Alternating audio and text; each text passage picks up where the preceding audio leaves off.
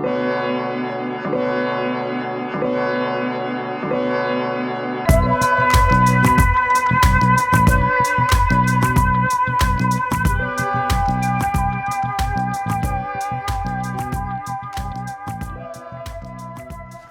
time! Hello. Hey, We are the men who stare at cups. my name is Drew, I'm Bryan. and we are the Men Who Stare at Cups, live from the Phoenix Ridge. Studio. That's right. Okay. Today, my friends, we are covering a topic my dad brought up the other day. What did your dad say? Well, I want to qualify my dad. I don't know that I've talked about him very much on this podcast. A little bit. Yeah. So to qualify my dad has like 17 master's degrees. I think he has 3 in counseling, theology, and philosophy. Wow. Yeah. Now, hilariously, something people should know about my dad is that he actually is also the most non-judgmental person I have ever met. Really? Yeah, 100%. So he brings up Wu Wei to me, this idea of like non-forcing, like accepting what is and then waiting for muddy water to settle and then addressing it. He brings this up to me about a year ago. And I got so angry at him. Because I was like, Dad, how can you get anything done without forcing it to be done? Mm-hmm. Right? Yeah, I seem to recall you having issue with that line of... Yeah, it's the weird line in the sand where the existentialists and the Zen people, I think it's where they really get their panties in a twist with each other. Do they? I just can't imagine them even. Okay, fine. It's where my inner demons get a panties. There it is. Is that better? There is that better? It's much better. Fine. Yeah. Okay, so I'm talking with my dad about this job that I'm applying for. Okay. Right? And a couple other things. I got a lot going on in my personal life, and so I'm an external processor. Something we've all come to realize. Meaning, I think out loud. Okay. Yeah. I think when I talk. I don't necessarily think when I think. Yeah, I think that's how we're able to do this. I'm sorry, but thank you. No, it's a good thing. Thank you for coming along the journey. Okay, so what did my dad say? My dad said, "Here, Drew, here's the problem." So you think about a problem, you come up with a solution, you do the solution, and then what you do is you go backwards, and then you start overthinking whether or not what you did was the right thing. So, right? So to all you single guys out there, so you go to the bar, okay? You hang out there, and you got this girl who's a waitress or bartender, right? My wife was my bartender, so this is a story that's close to home here, but basically, you say something. And then you go home, and then you ruminate on the thing. Yeah. Okay? And in the overthinking process, most of the time, you're not going to sit there, overthink to yourself, and think, you know what I should have said? I should have said Nebraska. Because that would have been the thing, because she was talking about her love of corn, and she was a big Cornhusker fan, and all of a sudden you didn't realize that what she was trying to tell you is that she's from Nebraska, and that she's a good old farm girl, and you jumped into how you feel about Silicon Valley's tech nerds taking over the planet, and you forgot to say, I hear Nebraska is lovely this time of year.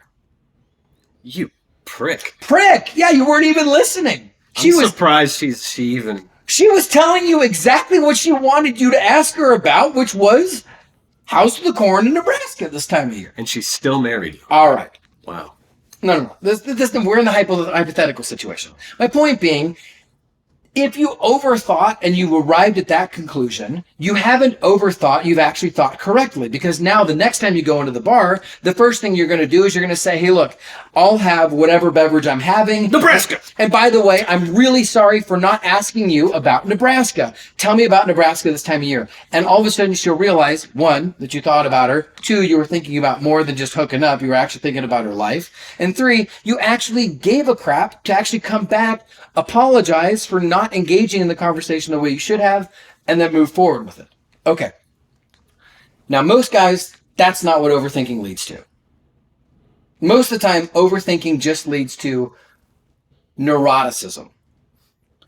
Right, like like chronic masturbation, but instead of having, a bunch of shitty orgasms, you Yeah, you got a bunch of like crappy bad experiences that never happened in your brain. yeah. Yeah. So overthinking leads to neuroticism. Neuroticism leads to kind of this manufacturing of terrible demons out in the universe. Mm-hmm. Monsters, if you will. Yeah, there's already enough of those. You don't need to make up any. Correct. And so finally, once you have overthought, you developed a neurotic thinking process, you've created all these monsters. Now the world has become so scary to you that what you do to numb the pain of the fear of the world you've created, you run to your nearest addiction. Right, okay. That can be all kinds of things. It could be all kinds of things. Well, what we're talking about today is the addiction to overthinking. So that, if that's the addiction, that's what you use to soothe your pain, is the exact same thing that started your pain. And that's you are the now... negative feedback loop of, was it like Fat Bastard and the Austin Powers? Fat bastards! Like, I eat because I'm sad, and I'm sad because I ate. Yes. It's a cycle. So the tragedy of the existentialist man, and I'll get to how I think this actually got here, like chronologically to some degree. And I think I might be fidgeting with this too much, but we'll just kind of just bear with me. Okay, so here's what I think. So Carl Jung has this famous quote that I really love that says, "Beware of unearned wisdom." Yep. And one of the great terrors of unearned wisdom is that you've learned something through a knowledge-based platform, and you have no direct experience to back up that which you learned. Mm-hmm. So unearned wisdom is anytime you have the knowledge of a thing without the experience of a thing to understand how the thing works contextually for your life. Now, the Unabomber warned of a future where this would be a big problem, but not in the way you might be thinking, but in a deeper, almost more frightening way. In his manifesto, he mentioned that there will be a time in the future where if you show, say, a random child a basketball, that their first memory recalled would be of the image of a basketball from somewhere else and not an image of direct experience of a basketball.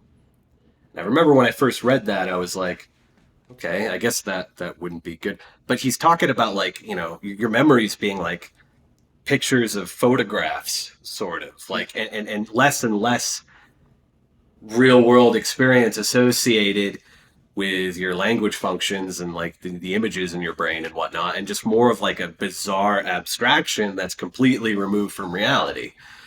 Well, that's exactly what the internet is. So we started blowing shit up. Right? Google it.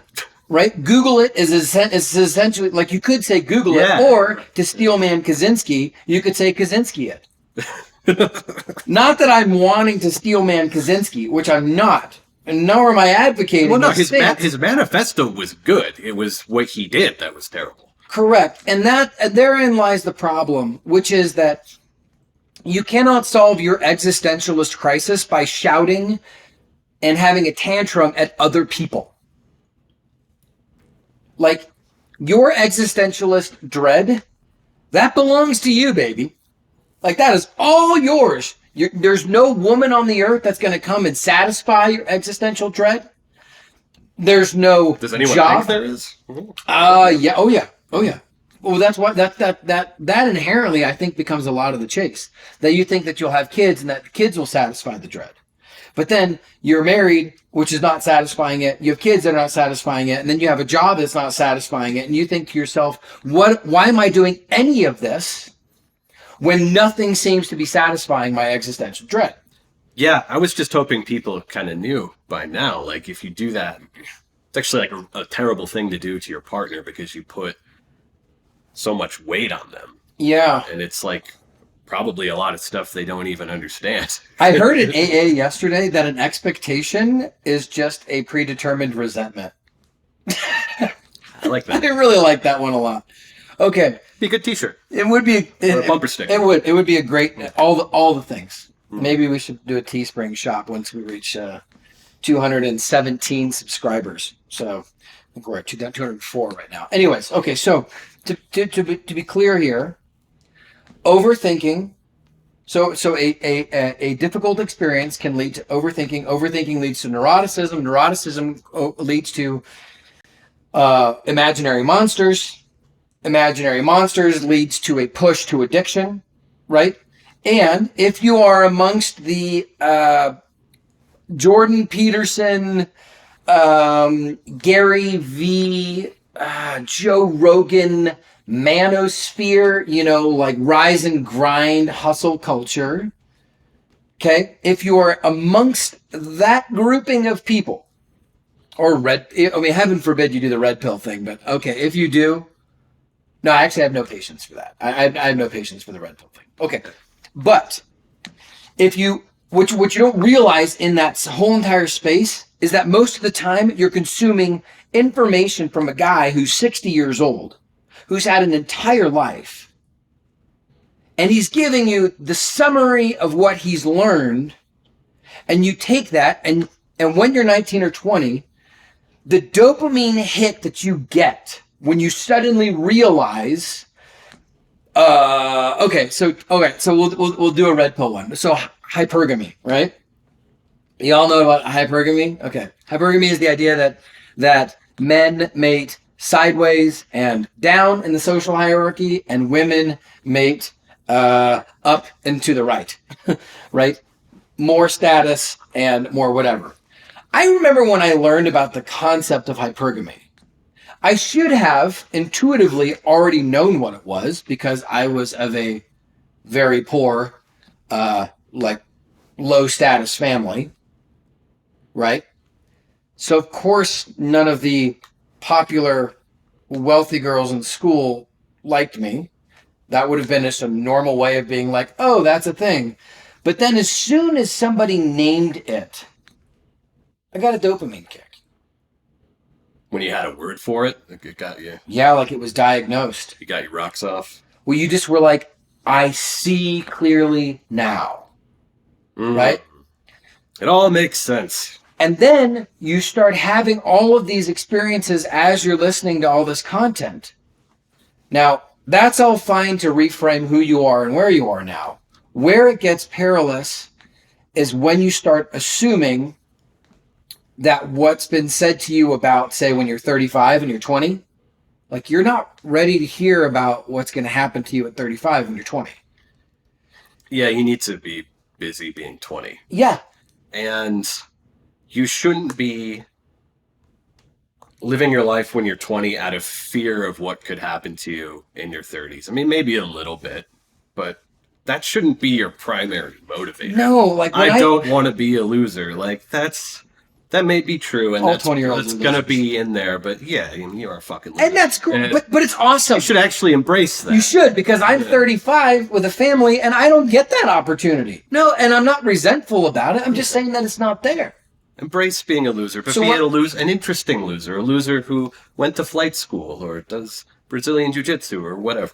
Right? Okay, yeah, okay. So we're gonna get into what should you do, right?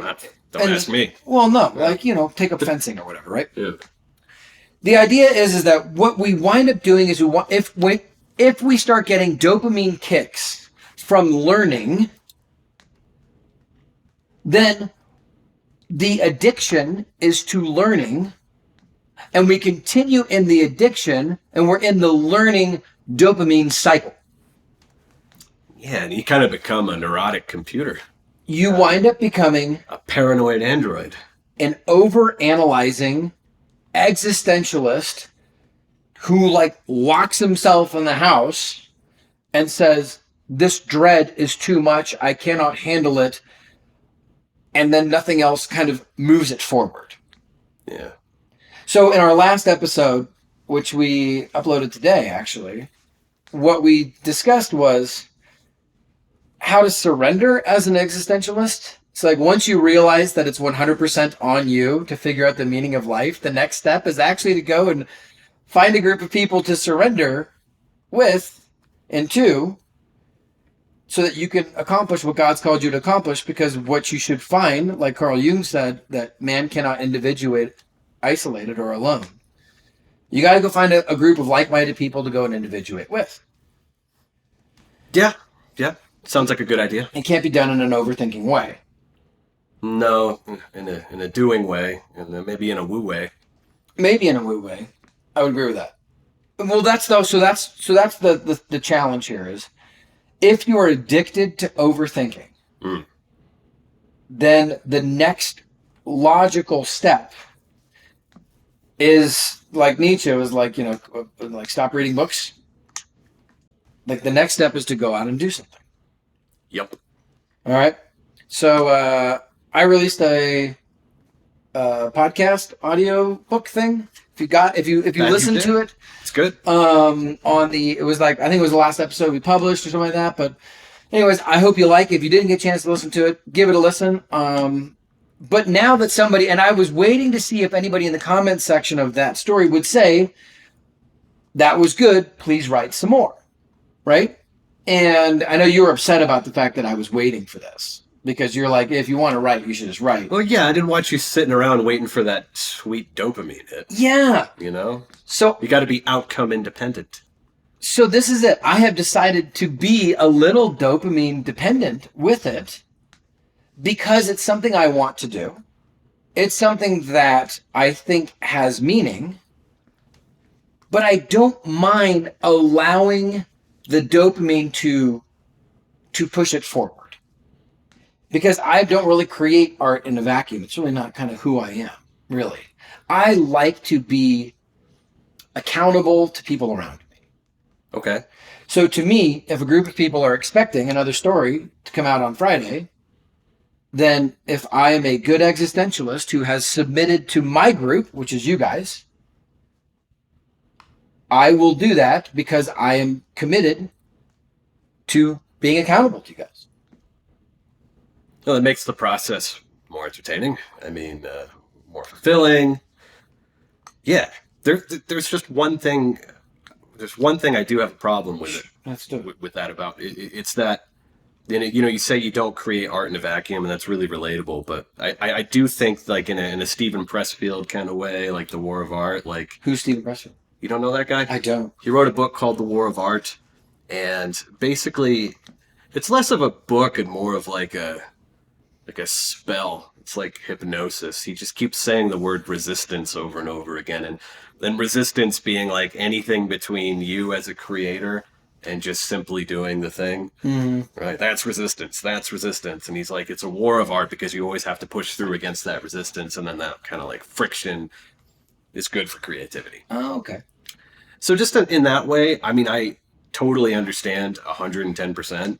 But like, you do have to be willing to go, okay, well, I'm going to do it anyway, even if people aren't vibing this week, because, that can just train wreck you. Yeah. At the same time. But it's a tough one, because on the other hand, it's like, well, then why do anything cool like that if nobody gives a shit? Or why stick with the same story when I'm perfectly happy to just write a new one I'm perfectly happy to write chapter 1 of a brand new novel every other week. I think I've done this like 5 times with you already. Yeah, but I want you to finish this one. Would you want me to? Yeah. I like it, Drew. You've liked all the ones. Thanks, Bryan. But I particularly like this one. You do. I can tell it really flows. Just, it's going to come right out of you. You're not going to have to sit there and like world build some science fiction thing and tie yourself in knots and corners. I think this one's just going to come out. Yeah. And it needs to come out. I want it to have some dopamine. Oh, yeah! Dopamine! Biohacking! Well, thank you for that. I do appreciate that. Well, because I know for me, I am a severe extrovert, right? Like very intense. That you are. And what's funny about that is I actually really like to have social pressure to do things. Okay. Without social pressure to do things, I will just kind of do my own thing. Yeah, I kind of do that too. And not gonna lie, like it never really adds up to anything that's like so epic. But I know for a fact that if I choose, and the choice here is a choice of submission to a project, to a group of people. Okay. Right? Yeah. So that if the book ever got published, it would say, This book is dedicated to my Existentialist Anonymous community, right? Who decided to partner with me, right, in art and in the consumption of the art. And it was like they all came over to my house once a week for dinner to consume my art. And I've loved making dinner for you. Thanks so much for coming to the table. I appreciate it. Just don't get bent out of shape when nobody shows up. Well, when nobody shows up one night, or when somebody says, you gave me food poisoning, just want to let you know I'm never coming back here again. Your last story sucked. Yeah. So that's You sold out, man. Where I'm at now is I think that I understand now that what I write is not for everyone. Yeah. So now that I have at least accepted that, in the event that like somebody gives me negative feedback on it, like it's really okay. And it won't hurt my feelings. Like I haven't even shown it to my wife, really, because she's going to be like, Cool story, bro. She won't cool story, bro, but it'll be pretty close. It'll be pretty close. Yeah. And and my dad is like, he's like, I like it, but it's pretty brutal. And I'm like, well, he's like, are you sure you want to put your name on it? I'm like, Dad, it's art. Yeah, it's going to be fine. So that's kind of one of the ways in which I have come to tackle this. Now, with the overthinking things, I want to make sure we stay like pretty much on topic with this. Let's do it. Overthinking leads to neuroticism. Neuroticism leads to creating demons in your head. Creating demons in your head makes you want to run to whatever the nearest addiction source you have. Right. Okay? Negative feedback loops. The dark side. Chances are your addiction will lead you into shame.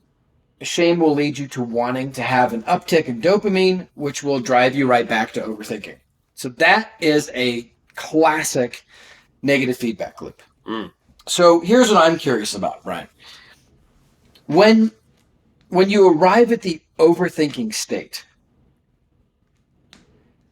how do you think? And I'm going to just process out loud, and we're going to talk this one through because I actually don't have an answer for this. Good. Really, which is when how do you stop yourself? Well, you realized that you're overthinking. You've realized you're overthinking. You've realized that you are self-obsessing or something. And you suddenly start thinking about all the things that could potentially be bad. And you realize now you're creating monsters. You can tell that you're getting neurotic. What do you do with the extra energy wherein you're trying to put your energy into the thinking process? It's not working. What should you do instead once you hit overthinking state? You should take that energy and then visualize the monsters and then visualize something that can kill the monsters and then kill the monsters. I like it. Can you be more practical? No. No.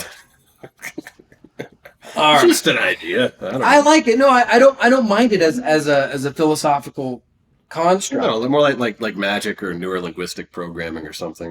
Have you ever tried any of those techniques, like the NLP stuff? Like if you have a thought that's like giving you a really hard time, they say, put it into image, and then imagine the image very, very vividly in color, and then turn it black and white, and then shrink it down into a tiny little square, and then swat it away like you would an app on a phone.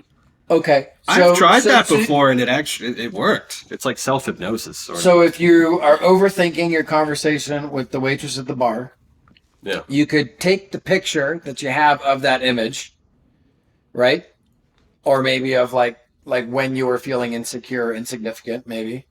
You could you turn it black and white, right? And then you shrink it down. You make it, I don't want to say insignificant, but relatively insignificant to the moment. Yeah. And then you swipe left, because we swipe left for no in our culture. Oh, okay, yeah, we got to update that. I would update it to swiping left because of the I think culturally speaking, the left thing is the thing. Yeah. Okay. So for me, I would take the negative comment. So somebody's gonna have to go on there and just post a negative comment, and just to let me know, just give it to me, so that I can practice the sphere that we all have, which is that I'm gonna get a negative comment. Of course, have to. If you're female and you read the story, you just should leave a negative comment just out of, because that's what you should do, frankly. Don't tell people what they should do. Look, at the end of the day, the problem that I see with most men nowadays is there's too much access to what masculine men know. But just because you know what they know doesn't mean that you can do what they do. It's like, just because you know how to climb a tree doesn't mean you can climb a tree, and it's a stupid reference. But if you haven't climbed enough damn trees, then it doesn't matter how much you know about tree climbing. It's just not a thing. Well, yeah, and then when you're young, too, you have all that energy and you want to, like, go from 0 to 60 as quickly as possible and jump to the end, and you're like, I can handle it. Bring it on. But then, yeah, it really just boils down to too much information, which is a problem for everybody. So the character that you were hanging out with, women, whatever, it's the problem for everybody right now. There's too much information going into your head. There's too much noise. There's too much for you to have to sort through, and you're addicted to it.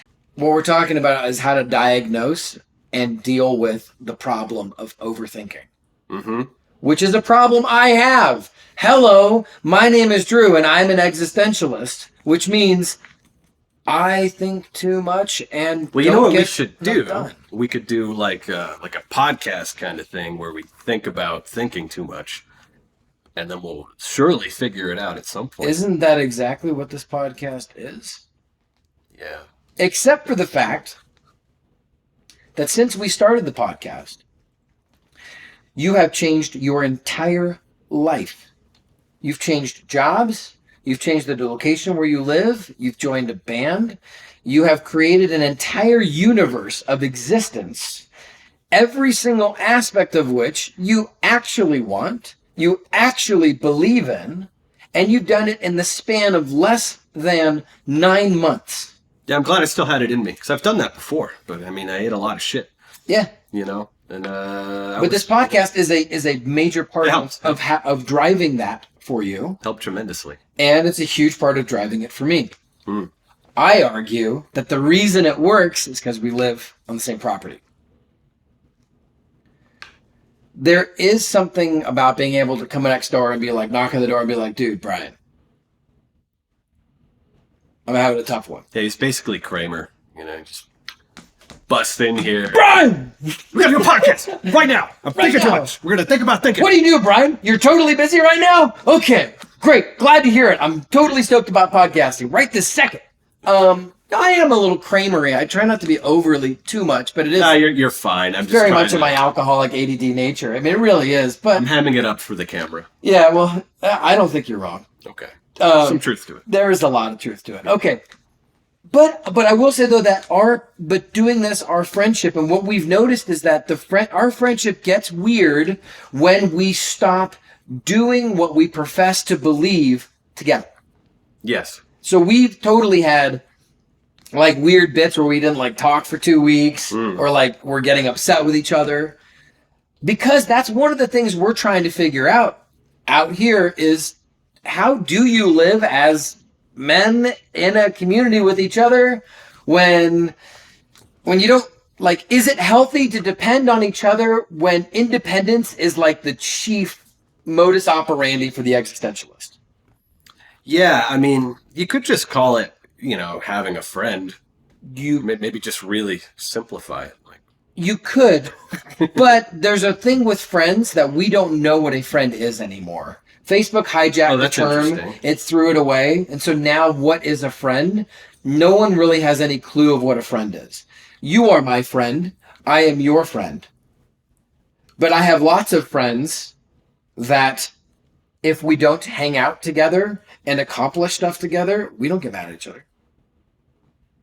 You and I get upset with each other when we don't accomplish something together, because our friendship is centered around actually moving the needle on our lives and living better, doing something that we believe in. That's true. That's not friends. I'm not sure what it is. Okay, moving on.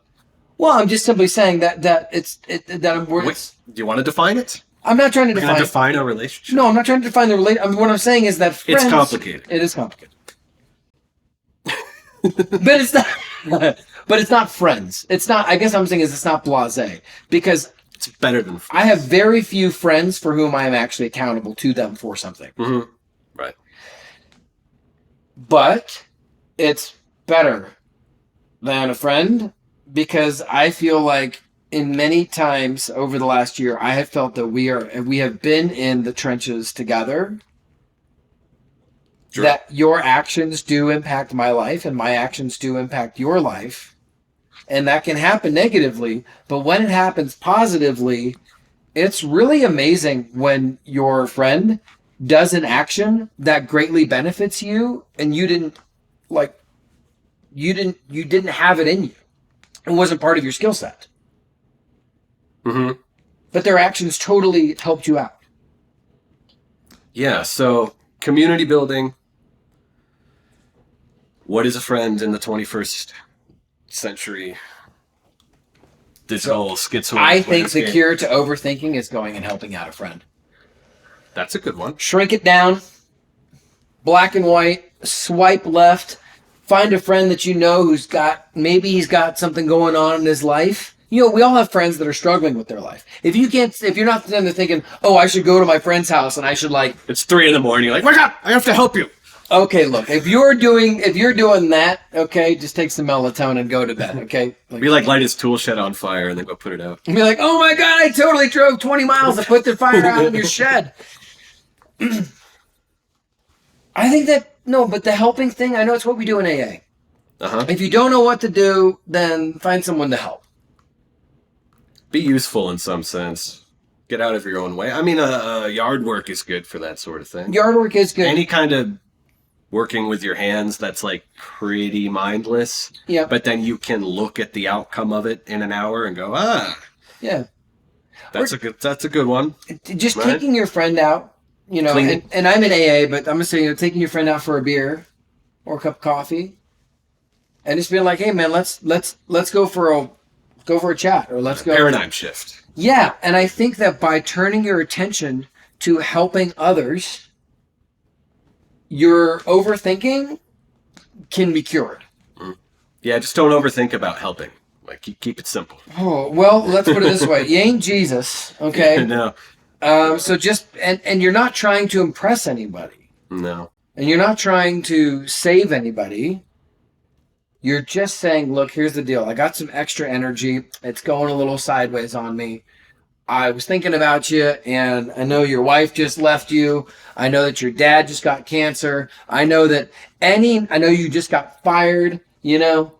And everybody has a lot of crap going on in their lives at all times, and everybody, and I don't mean to be overly sentimental, but everybody can kind of use a hug. I don't think there's enough hugs going around.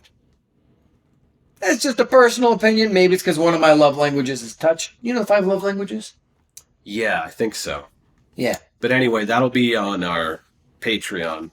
Oh, yeah. Yeah, find out Drew and Bryan's 5 love languages as we try to define our relationship. I like that.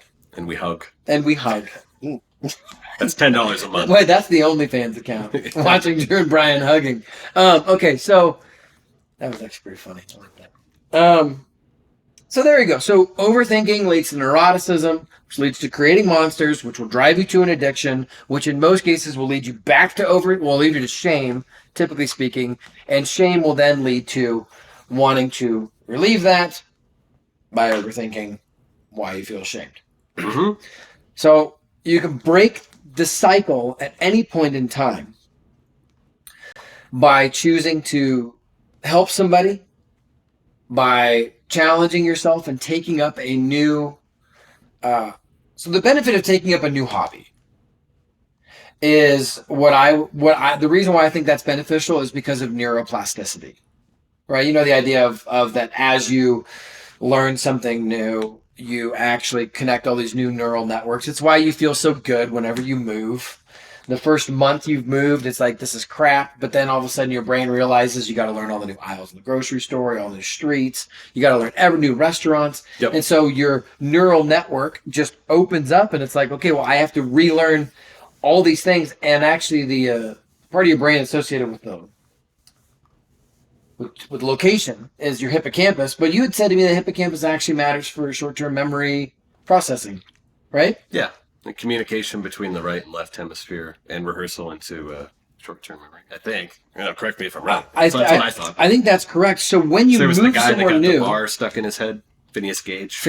Yeah. So when you move to a new location, you drive all that new neuroplasticity via the hippocampus. Yep. That staves off Alzheimer's and has all sorts of benefits and stuff. Which then makes you feel very purposeful, very creative, very hyperactively engaged, right? Mm-hmm. Now, the big challenge is to be able to do that right where you live. Yeah, that's tough. And the way you do that right where you live is by taking up new hobbies, by serving other people in their community and trying to stay curious about the world around you that you feel has become mundane and pedantic. Mm-hmm. I dig.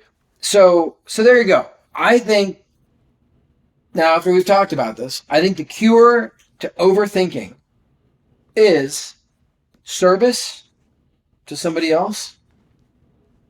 Yeah. Having responsibilities. Making some art. You don't art. have time to overthink, right? Making some art. Yeah. And it could, and really the technical answer I would say is driving a deeper sense of neuroplasticity through creativity and risk taking.